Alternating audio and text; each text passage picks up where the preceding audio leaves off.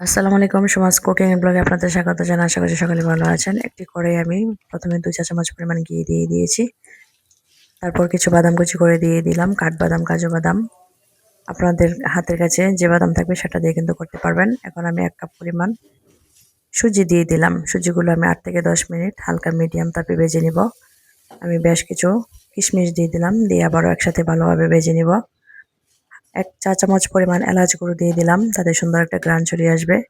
আমি লো মিডিয়াম হিটে করে 8 থেকে 10 মিনিট ভেজে নিয়েছি সুজিগুলো।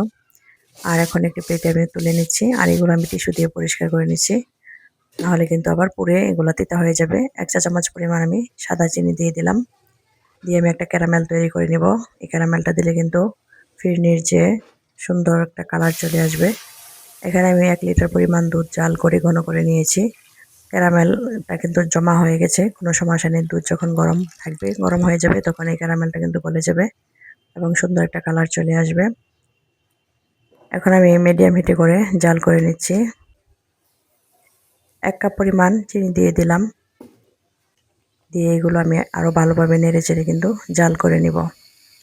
যে যেরকম মিষ্টি খাবেন সে অনুপাতে কিন্তু চিনির পরিমাণটা দিবেন।